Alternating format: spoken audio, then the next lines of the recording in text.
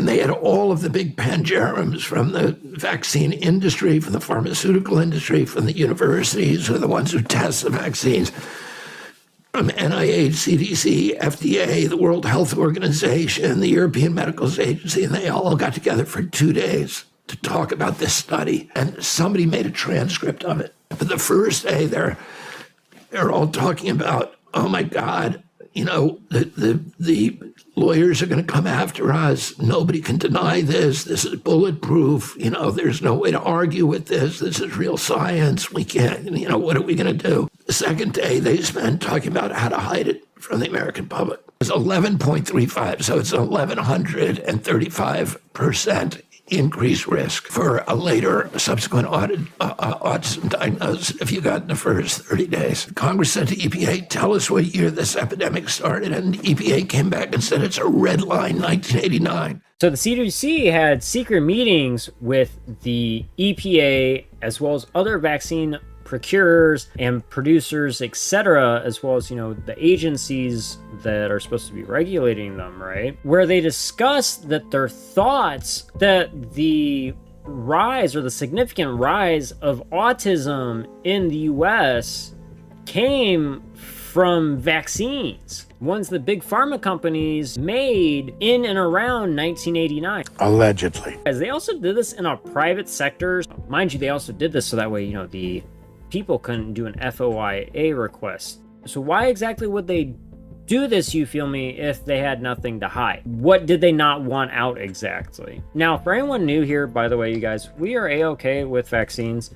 I'm all for them. I used to get them when I was a kid and all that stuff. I might be more holistic medicine and practitioner now and more on the spiritual side of things and all the more ancient practices that our ancestors used and the monks used. However, though, I'm not going to discredit the vaccines do work. My only stance is that I want them to be safe, effective, and healthy for people with minimal side effects, unlike what the ones we have now. It can help cure things, you feel me, or prevent things, but the ones we're having right now arguably are not really the healthiest. They're just like, you know, a lot of the pharmaceutical grade drugs that people take too, with small amounts of benefits and just a sheet full of fucking side effects and essentially bad things, which is just fucked up in general, you feel me? So in this video, we're going to take a look at an interview that happened with RFK Jr. discussing the transcripts that he published to the Rolling Stones back in 2005 when they were still, you know, pretty punk rock and roll and not just being a fucking tool or a bitch of the system like they are now. So before we go and get into this though,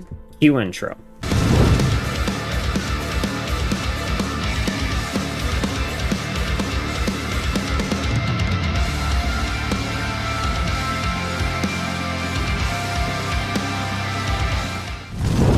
And, you know, if you ask any questions about vaccines, particularly during COVID, you were marginalized and vilified. You were gaslighted. You know, people who were injured and who publicly said they were injured were gaslighted. They were told, no, you weren't. You know, you're lying.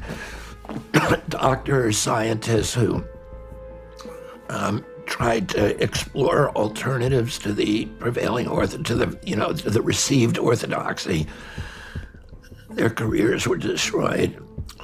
They lost their, you know, insurance policies, their hospital affiliations, their university affiliations, and they were vilified. So we've discussed that on this channel before, how people were basically ostracized, blacklisted, banned, labeled as straight horrible fucking people just because they questioned the efficacy of these vaccines that were produced or the narrative around COVID in general, you feel me, and just thinking independently, which is a part of the scientific process, mind you. But the system doesn't want you guys to do that. The elites, the corrupt legacy media, and all their big tech companies and big business buddies, they don't want you guys thinking about that stuff because, well, if you would have realized that they were basically making money while fucking everybody else over. And yeah, a lot of people died because of the stupid shit that they did. Allegedly. Plenty of evidence out there to prove that stuff and how many people were injured by those vaccines. There's also, again, a big CDC funded worldwide study that addresses those problems within the first dosage of the COVID-19 vaccines and their boosters, which, mind you, it gets significantly worse with each booster you get. Allegedly. So I've been going through this since 2005, when I published in Rolling Stone an article about a meeting. I published the transcriptions of a secret meeting that CDC had conducted in 2001 called Simpsonwood, when they realized that the vaccination program was linked to the epidemic of autism. And they had done an internal study of the largest medical database called the Vaccine Safety Data Link. And CDC brought in a Belgian biostatistician and epidemiologist called Thomas Verstraeten. And he had to look at the thing that they looked at. This database is the top, it's all the patients of the top HMOs and the 10 top HMOs, so it has millions of patients in it. And it has all of their vaccine records, but it also has all their subsequent medical claims. So you can do a cluster analysis and you can see, if he got the DTP vaccine here, is he more likely to be buying insulin syringes for diabetes 5 years later? So it's a really good tool of figuring out causal links between certain exposures and, later medical claims. And they looked at kids who they were suspected at that time, that the CDC suspected internally at the vaccine program. They had gone from the 3 vaccines that I took as a kid to 72 vaccines. And all of a sudden, you had epidemics of all these chronic diseases. So food allergies suddenly appeared around 1989. Peanut allergies, stuff that, I never heard of anybody who had this stuff as a kid. All right, so that's a really interesting point, you guys. If you think about how many vaccines people need to get now versus back in the day, you feel me? And RFK goes farther in to discuss this, but they used to be really exotic diseases when he was a kid, you feel me? Not very common at all. And it shot from having 3 vaccines and stuff like that, something probably like measles, tetanus shot, and then one other one, you feel me? All the way up to like 70 plus. It's a really significant increase, you feel me, on vaccines. What exactly caused that huge jump in that, and why exactly did it happen? Why was it necessary? All these neurological disorders, ADD, ADHD, speech delay, language delay, tics, Tourette's syndrome, narcolepsy, ASD, autism. Autism went from 1 in 10,000 for 2,500, 1 in 2,500 to 1 in 10,000, depending on the studies. In my generation, a 70-year-old man, the amount of autism, full-blown autism in people my age, I literally have never met anybody my age with full-blown autism. And today, it's 1 in every 10,000 of us. Do you think... But with my kids, it's 1 in every 22 boys, 1 in every 34 kids. Something happened. And Congress directed EPA. Congress said to EPA, tell us what year this epidemic started. And EPA came back and said it's a red line, 1989. Very interesting thing for them to say, right, you guys? The fact that it's just a solid red line, 1989 is when these issues started happening. And such a huge increase in amount of vaccines needed for people. If you think about it, like how much healthier people were back in RFK Jr.'s time. We were one of the healthiest nations in the world. We also had some of the top fucking scholar records or like schooling scores in the world. Whereas now I'd argue it's very bad. It makes you think, right? The fact of the matter that they said that it was this point in time when these vaccines start rolling out, or like more of these vaccines started rolling out and stuff like that, which makes you kind of question what all they put inside them, you feel me? Now, mind you, I must say it's also a varying degree of other things as well, too. Those diseases, all these autoimmune diseases suddenly appeared. I never knew anybody with juvenile diabetes. When I was a kid, A typical pediatrician would see one case of juvenile diabetes in his career. Today, 1 out of every 3 kids who walks through his office door has it. Something happened. Why isn't anybody talking about this? Rheumatoid arthritis suddenly exploded, lupus, all these autoimmune diseases, Crohn's disease, these exotic diseases. Nobody ever heard of when I was a kid. Now they're everywhere. And so you have allergic diseases, you have neurological diseases and autoimmune diseases, and obesity suddenly appear around 1989. And so there's a number of things that could be blamed for it. Well, the CDC thought it may be the vaccine schedule. Let's check. So they thought that it might be the vaccines, you feel me? And this was back in 2005. You actually could question vaccine efficacy still, and what all was going into it, you feel me? Because, well, that's what you're supposed to do as a human being and as a doctor in general, like, especially if you're going to get put inside yourself or any of your family members or people you care about. You gotta check the ingredients, right? It's just like the food you buy at the store. People don't do that much anymore neither. I also know too, because, well, my brain's like, oh, there shouldn't be anything unhealthy inside my food. FDA 50% funded by the, companies it's supposed to regulate, and the big pharmaceutical corporations, which literally give poisonous things to people or things that have poisoned people, etc. And it's like 20 years down the line at 3 o'clock in the morning. Oh boy, 3 a.m. Did you take this drug and do you now have vagina cancer and testicular cancer or lung cancer, or do you have pulmonary arthritis because you took this drug? Well, you can get compensation now. Stuff like that, you feel me? The FDA, we're supposed to trust them. I used to do the same shit. Shouldn't trust them when they literally take bribes from the fucking corporations. They're supposed to be regulating, and a lot of those corporations, drugs get approved first time around, which isn't really logical when it comes to science and testing. If you know anything about it, it generally takes several trials and errors before you get a product that's well-rounded and actually helpful and has more benefits than it does side effects. So they looked at one vaccine, which is the hepatitis B vaccine. They looked at kids who had gotten it in the first 30 days, and then they looked at kids who had not gotten it in 30 days. In other words, kids who got it later or didn't get it at all. And they compared these two groups. And among the kids who got it in the first 30 days, there was a 11.35, so it's 1,135% increased risk for a later subsequent autism diagnosis if you got in the first 30 days.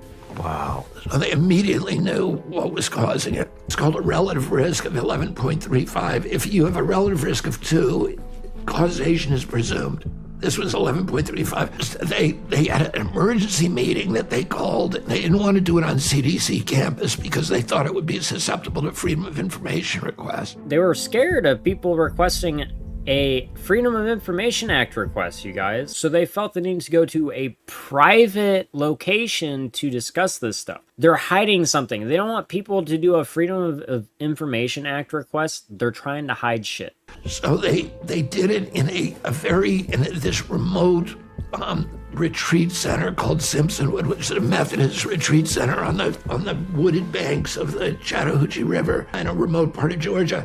And they had all of the big pangerums from the vaccine industry, from the pharmaceutical industry, from the universities, who are the ones who test the vaccines, from NIH, CDC, FDA, the World Health Organization, the European Medicals Agency, and they all got together for 2 days to talk about this study. How ironic. All those places that tell us to just blindly trust them got together and were talking about potential vaccine issues, and they were a little worried, trying to hide things from people. Very interesting. The first day, and somebody made a transcript of it, and that transcript was given to me. And I published excerpts from it. But the first day, they're all talking about, oh my God, the lawyers are going to come after us. Nobody can deny this. This is bulletproof. There's no way to argue with this. This is real science. We can't, what are we going to do? The second day, they spent talking about how to hide it from the American public. I published these things. Oh, then, I took a lot of heat at that point. But I was like, I'm not against vaccines. I vaccinated all my kids. I was fully vaccinated. I just think they ought to be tested, and we ought to know what the risks are and what the outcomes are. RFK Jr. had a point. We should know what's inside our vaccine. The benefits should well outweigh the risks and the side effects, shouldn't they? I'm all for vaccines as long as they're, full of good, healthy ingredients and, actually have more benefits than they do risks and side effects. Again, they were really worried that the public was going to find out about it. Don't you guys find that a little peculiar? They're trying to hide something from you guys. Whenever they're that fucking worried about it, RFK Jr. doesn't lie about this shit, you guys. He's been a fucking lawyer for I don't know how many fucking years, but he's an environmental lawyer and the man doesn't lie about shit like this. It's really peculiar. Places like the World Health Organization, which we saw how well things went when it led the last pandemic, and how many people died because of that exactly, and their recommendations, quite a lot of people. There's a lot of stuff coming out to prove that a lot of us conspiracy theorists were right about a lot of things, such as the issues with the vaccines and how they're not really tested very well when it came to COVID-19. Allegedly. Also, by the way, you guys, they have illegal indemnity too, so they can't be held responsible for any of the injuries that they cause. They have a whole vaccine court to basically just push people away and shove things under the rug. It should really tell you a lot about the current representation of our vaccine industry. That's enough about what I think. What do you guys think? My adoring tribe members, new viewers, etc. Let us know in the comments section down below. We'd love to hear your guys' thoughts and concerns about this stuff and what, you guys think about the things that you heard. RFK Jr. did upload them in 2005 to the Rolling Stones online, so they should be up still. I'll have to double check. Either way, I encourage you to do research on this stuff yourself. We're for vaccines and everything like that, but we just want them to be healthy vaccines for people, you feel me? Like, I'm gonna tell you that you can sit there and cure a lot of things just by improving your thought process, your mind, and thinking more positive, you feel me, which in turn reduces inflammation in the body and helps you relax more. And then also you eat healthier food, not bullshit, you feel me, all the ultra processed foods, and you exercise and generally don't have to worry about that much, you feel me? But yeah, no, like, vaccines definitely can help people that don't want to do that stuff that I do their own thing, you feel me? As long as it's healthy, and then all the benefits outweighs the side effects by a great number, I'm all for it, you feel me? Like I said, I'd go get a vaccine if it prevented me from getting HIV or AIDS or herpes or something, you feel me? I'm all for that. In case you guys haven't already, don't forget to hit that like button and destroy the shit out of the subscribe button, or else likely to miss out on the conspiracy facts, dark humor, and all-around good vibes. Either way, though, my dudes, appreciate you guys very much. Thank you, much love, and if you guys did make it to this point in the video, go and leave the word exposed in the comment section down below to let me know that you made it to the end and that you guys are the 1,000,000% tribe. As usual, though, my dudes, until next time, please don't forget to live long, prosper, take care in peace, keep it 1,000,000% real, and as always, fuck the system. I'll see you guys on the flip side. Z Tribe. You. People of this country and we're under attack. They banning us, they cancel us for speaking the facts. If you man enough, come stand with us, take USA back. And every time we pull up, all you're gonna see is America.